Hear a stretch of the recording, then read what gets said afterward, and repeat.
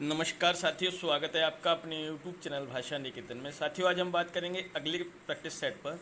और आज का जो प्रैक्टिस सेट है उसमें भक्तिकाल से संबंधित जितने भी प्रश्न बन सकते हैं आज हम उन पर चर्चा करेंगे। तो चलिएगा वीडियो शुरू करेंगे। और वीडियो शुरू करने से पहले चाहेंगे चैनल पर नए हैं तो प्लीज़ चैनल को सब्सक्राइब कर लीजिए। चलिए देखते हैं आज का हमारा पहला प्रश्न क्या है।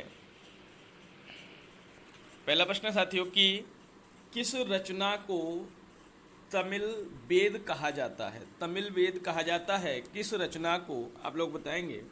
तमिल प्रकाश, दिव्य प्रकाशम, नालियर वेदामृतम या नालियर दिव्य प्रबंधम। बताइए किस रचना को तमिल वेद कहा जाता है? सही जवाब क्या होगा? नालियर दिव्य प्रबंधम। अगला प्रश्न है निम्नलिखित आचार्यों का वरिष्ठता क्रम क्या है? मध्वाचार्य, रामानुजाचार्य या निम्बार्काचार्य। इनमें से बताइए तीनों में से कौन सा वरिष्ठता क्रम में सही होगा? तो सबसे पहले बात करेंगे इनमें से तो रामानुजाचार्य, फिर मध्वाचार्य, फिर निम्बार्काचार्य। बी ऑप्शन इसका सही हो जाएगा। अगला हमारा प्रश्न है भेदाभेदवाद किस दर्शन को कहा जाता है? भेदाभेदवाद किस दर्शन को कहा जाता है? द्वैताद्वैतवाद, अद्वैतवाद, विशिष्टाद्वैतवाद या द्वैतवाद। बताइए भेदाभेदवाद किस दर्शन को कहा जाता है? तो द्वैताद्वैतवाद। द्वैताद्वैतवाद माने आ ऑप्शन इसका सही है। अगला प्रश्न है राम और कृष्ण किसके पूर्वावतार माने गए हैं? ब्रह्मा, विष्णु, शिव या इनमें से कोई नहीं। राम और कृष्ण किसके पूर्वावतार माने गए हैं? तो विष्णु। क्या हो जाएगा सही जवाब? विष्णु। अगला प्रश्न हमारा रुद्र संप्रदाय के प्रवर्तक हैं चक्रधर, आचार्य पुंडलिक, चैतन्य महाप्रभु या विष्णु स्वामी। रुद्र संप्रदाय के प्रवर्तक इनमें से कौन हैं? बताइएगा सही जवाब क्या है? तो रुद्र संप्रदाय के प्रवर्तक हैं विष्णु स्वामी। विष्णु स्वामी सही है उत्तर। अगला प्रश्न है द्वैतवाद के प्रतिष्ठापक आचार्य हैं। द्वैतवाद के प्रतिष्ठापक आचार्य निम्बार्काचार्य, मध्वाचार्य, शंकराचार्य या वल्लभाचार्य। बताइए सही जवाब क्या है कि द्वैतवाद के प्रतिष्ठापक आचार्य हैं मध्वाचार्य। मध्वाचार्य सही हो जाएगा उत्तर। अगला प्रश्न है विषयों के संवेद ग्रहण को पांचरात्र धर्म कहते हैं। ये 5 विषय क्या हैं? 5 विषयों के संवेद ग्रहण को पांचरात्र धर्म कहते हैं। ये 5 विषय क्या हैं? बताइए इनमें से परम तत्व, मुक्ति, भुक्ति, योग, संसार, माया, संसार, भक्ति, मोक्ष योग, ब्रह्म जीव संसार, परब्रह्म जीव जगत, माया, भक्ति। बताइए इसमें से सही जवाब क्या होगा? तो ये हो जाएगा परम तत्व, मुक्ति, भक्ति, योग और संसार। आ ऑप्शन आपका सही। अगला प्रश्न है रामानंद के दीक्षा गुरु कौन थे? रामानंद के दीक्षा गुरु कौन थे? नरहरिदास, राघवानंद, शंकराचार्य या निम्बार्काचार्य। रामानंद के दीक्षा गुरु कौन थे? सही जवाब है राघवानंद रामानंद के दीक्षा गुरु थे। अगला प्रश्न है संत रज्जब का पूरा नाम है? संत रज्जब का पूरा नाम है मोहम्मद रज्जब, रज्जब अली खां, रज्जब दास या सैयद रज्जब खां। संत रज्जब का पूरा नाम क्या है? तो सही जवाब बताएंगे आप क्या हो जाएगा कि संत रज्जब का पूरा नाम इनमें से कौन सा हो जाएगा? संत रज्जब का पूरा नाम तो साथियों सही जवाब है इसका आपका हो जाएगा रज्जब अली खां। अगला प्रश्न है जायसी की किस रचना में सूफी दर्शन? जायसी की किस रचना में सूफी दर्शन का सैद्धांतिक वर्णन मिलता है? आखिरी कलाम, अखरावट, पद्मावत या चित्ररेखा। बताइए जायसी की किस रचना में सूफी दर्शन का सैद्धांतिक वर्णन मिलता है? सही जवाब आपका हो जाएगा अखरावट। अगला प्रश्न है जायसी के विरह वर्णन में कौन सी विशेषता नहीं है? जायसी के विरह वर्णन में कौन सी विशेषता नहीं है? एक पक्षीय प्रेम का चित्रण, फारसी काव्य का प्रभाव, लोक संस्कृति का चित्रण या 12 मासा का वर्णन। जैसे कि ब्रह वर्णन में कौन सी विशेषता नहीं है? सही जवाब क्या होगा? एक पक्षीय प्रेम का चित्रण, एक पक्षीय प्रेम का चित्रण। अगला प्रश्न, किस आलोचक ने जायसी की अवधि को अवधि का अर्घान कहा? किस आलोचक ने जायसी की अवधि को अवधि का अर्घान कहा है? बच्चन सिंह, रामकुमार वर्मा, रामविलास शर्मा या हजारी प्रसाद द्विवेदी? किस आलोचक ने जायसी की अवधि को अवधि का अर्घान कहा है? सही जवाब इनमें से क्या हो जाएगा? बच्चन सिंह। अगला प्रश्न देखते हैं साथियों। आप लोग अंत में कमेंट सेक्शन में जरूर बताइएगा आपने 50 प्रश्नों में कितने सही किए हैं। अगला प्रश्न है, पद्मावत का कौन सा खंड हिंदी साहित्य की अनुपम निधि माना जाता है? पद्मावत का कौन सा खंड? पद्मावती वियोग खंड, सिंघल दीप वर्णन खंड, नागमती वियोग खंड, रत्नसेन विदाई खंड? बताइए सही जवाब क्या होगा? तो पद्मावत का जो खंड नागमती वियोग खंड है वह पद्मावत की खंडों में अनुपम निधि माना जाता है। अगला प्रश्न है, निर्गुण संत कवियों में सबसे पढ़े लिखे व शास्त्रज्ञ संत कौन थे? नानकदास, सुंदरदास, दादू या रज्जब? बताइए कि निर्गुण संत कवियों में सबसे पढ़े लिखे व शास्त्रज्ञ संत कौन थे? तो सही जवाब आपका हो जाएगा सुंदरदास, सुंदरदास थे। अगला प्रश्न है, देखते हैं। अगला प्रश्न है कि संत कवियों के संदर्भ में कौन सा कथन असत्य है? लगभग सभी कवि पिछड़े वर्ग से थे, उन्होंने भक्ति साधना के साथ कर्म को भी महत्व दिया, सभी संत कवि सन्यासी थे, या उन्होंने ज्ञान और प्रेम को समान महत्व दिया। संत कवियों के संदर्भ में कौन सा कथन असत्य बताया गया है? तो सही जवाब आपका सभी संत कवि सन्यासी थे। सभी संत कवि सन्यासी नहीं थे, यही असत्य है। अगला प्रश्न हमारा, संत काव्य और सूफी काव्य में कौन सी विशेषता असमान है? संत काव्य और सूफी काव्य में कौन सी विशेषता असमान है? गुरु का महत्व, माया या शैतान का विरोध, प्रेम की प्रधानता, खंडनात्मक प्रवृत्ति? संत काव्य और सूफी काव्य में कौन सी विशेषता असमान है? सही जवाब क्या होगा? तो खंडनात्मक प्रवृत्ति, खंडनात्मक प्रवृत्ति। अगला प्रश्न है, वल्लभाचार्य से भेंट होने पर सूरदास ने कौन सा पद गाया था? प्रभु हो सब पतितन को टीको, मधुवन तुम कत रहत हरे, निर्गुण कौन देश को वासी, उधो मोहि ब्रज विसरत नाई? इनमें से कौन सा पद था जो वल्लभाचार्य से भेंट होने पर सूरदास ने उनको सुनाया था? तो सही जवाब आपका प्रभु हो सब पतितन को टीको। अगला प्रश्न है, कृष्ण भक्ति काव्य में वर्णित भ्रमर गीत का मुख्य प्रतिपाद्य क्या है? बताइए, कृष्ण भक्ति काव्य में वर्णित भ्रमर गीत का मुख्य प्रतिपाद्य क्या है? गोपियों का विरह वर्णन, सगुण भक्ति की प्रतिष्ठा, कृष्ण के प्रति गोपियों की प्रेम व्यंजना, या उक्ति वैचित्र का प्रदर्शन? सही जवाब क्या होगा? कृष्ण भक्ति काव्य में वर्णित भ्रमर गीत का मुख्य प्रतिपाद्य। सही जवाब क्या होगा? तो सही जवाब है सगुण भक्ति की प्रतिष्ठा, सगुण भक्ति की प्रतिष्ठा। अगला प्रश्न है, गौड़ीय संप्रदाय के प्रवर्तक कौन है? गौड़ीय संप्रदाय के प्रवर्तक चैतन्य महाप्रभु, स्वामी हरिदास, निम्बार्काचार्य या कहें तो विद्यापति? गौड़ीय संप्रदाय के प्रवर्तक कौन हैं? बताएं, गौड़ीय संप्रदाय के प्रवर्तक इनमें से कौन हैं? तो सही जवाब क्या हो जाएगा? सही जवाब हमारा हो जाएगा चैतन्य महाप्रभु, चैतन्य महाप्रभु। अगला प्रश्न है, उत्तर भारत में राम भक्ति का प्रवर्तन आचार्य रामानुज की परंपरा में राघवानंद द्वारा प्रारंभ हुआ और उनके शिष्य ने उसे युगानुकूल भाव भूमि में प्रदान की। राघवानंद के शिष्य कौन थे? अग्रदास, रामानंद, तुलसीदास या स्वामी हरिदास? तो राघवानंद के शिष्य कौन थे? तो इसमें सही जवाब आपका हो जाएगा रामानंद। राघवानंद के शिष्य थे रामानंद। अगला प्रश्न है, किस आलोचक ने तुलसीदास को बुद्ध देव के बाद सबसे बड़ा लोकनायक कहा है? किस आलोचक ने तुलसीदास को बुद्ध देव के बाद सबसे बड़ा लोकनायक कहा है? रामचंद्र शुक्ल या father comic Bulcke, Hazari Prasad Dwivedi या जॉर्ज गियर्सन? बताइए सही जवाब क्या हो जाएगा? जॉर्ज गियर्सन ने ऐसा कहा है।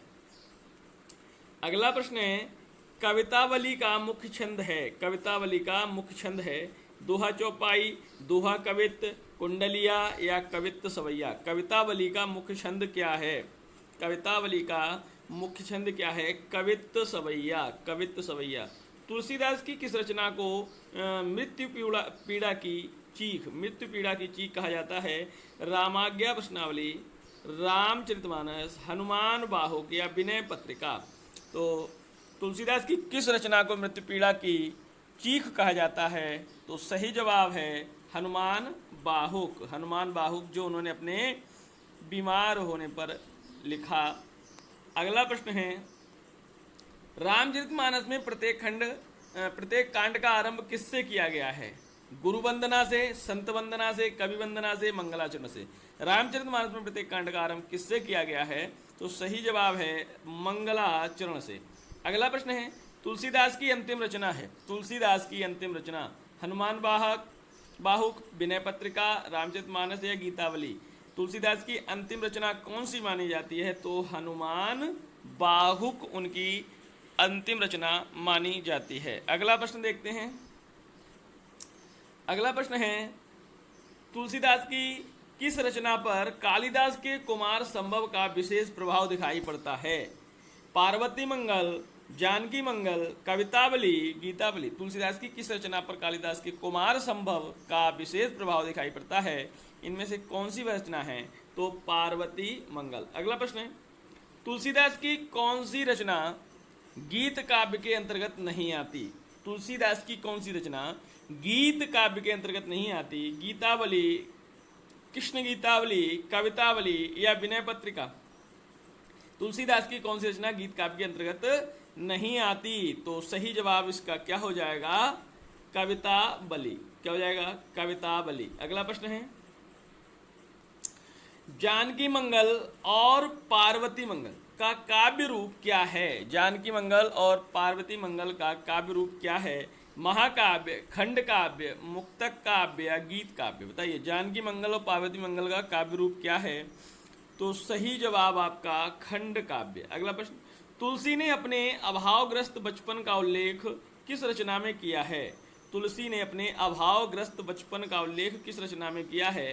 रामचरितमानस, कवितावली, रामाज्ञा प्रश्न या दोहावली? बताइए, अभावग्रस्त बचपन का उल्लेख किस रचना में किया है? सही जवाब कवितावली।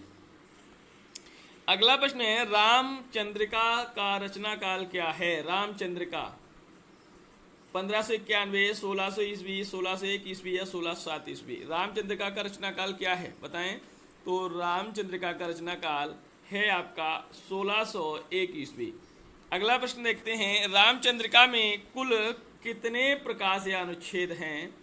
39, 41, 51 या 70? रामचंद्रिका में कुल कितने प्रकाश अनुच्छेद हैं? बताएं।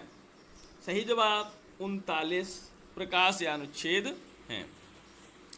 अगला प्रश्न है, अकबर के दरबार में सम्मानित संगीतज्ञ तानसेन के किस संप्रदाय से जुड़े हुए थे? बताइए, अकबर के दरबार में जो संगीतज्ञ थे तानसेन, वो किस संप्रदाय से जुड़े हुए थे? वल्लभ संप्रदाय, रसिक संप्रदाय, ब्रह्म संप्रदाय, रुद्र संप्रदाय? बताएं। सही जवाब क्या होगा?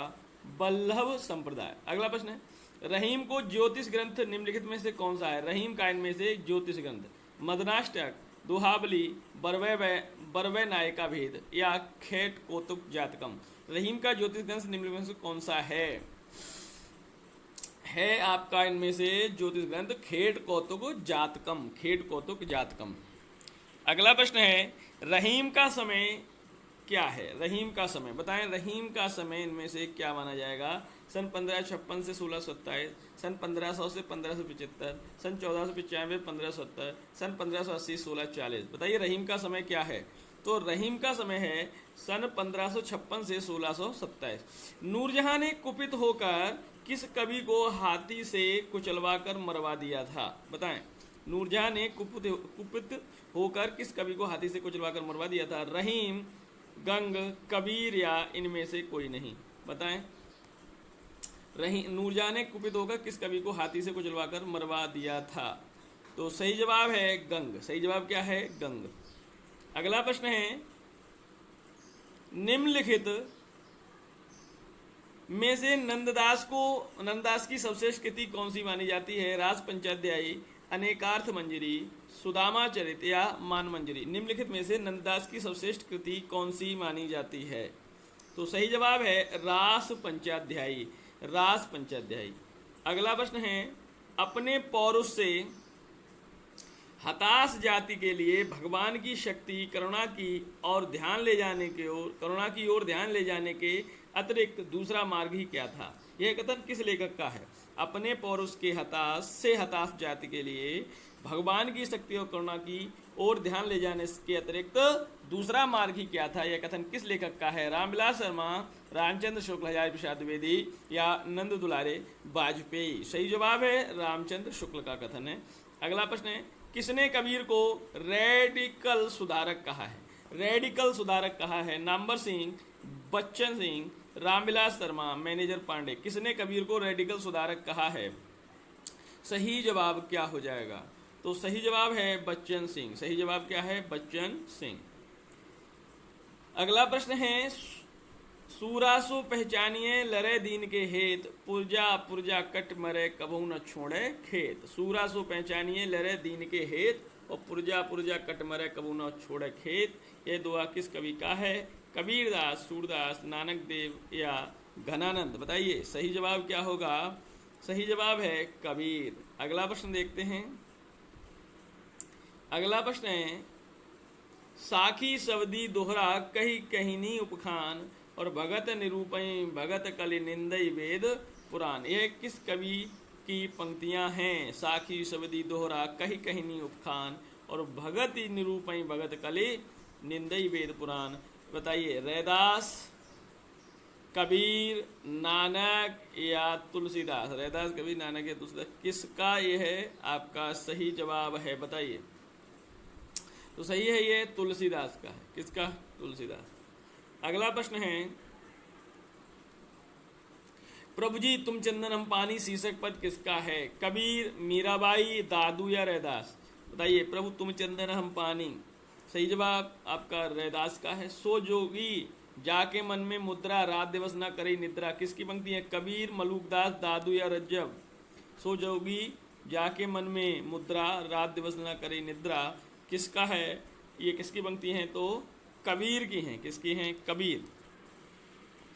अगला प्रश्न है, हों सब कभी केर पिछ लगा और कुछ किछु कही चला तबल दे डगा। यह किस कवि की पंक्ति है? तुलसीदास, ईश्वरदास, कबीरदास या जायसी? बताइए यह किस कवि की पंक्ति है? तो जायसी। अगला प्रश्न है, मानुष प्रेम भयु बैकुंठी नाहित कहा छार भई मुठी। यह पंक्ति किसकी है? जायसी, तुलसीदास, केशवदास या नंददास? मानुष प्रेम भयु बैकुंठी और नाहित कहा छार भई मुठी किसका है? तो जायसी का। अगला प्रश्न है, मोहम्मद जीवन जल भरन रहट घड़ी के रीत और घड़ी सो आई ज्यों भरी धरी जन्मगा बीत।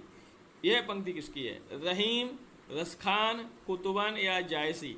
बताइए रहीम, रसखान, कुतुबन या जायसी किसकी है? तो ये भी जायसी की पंक्ति है।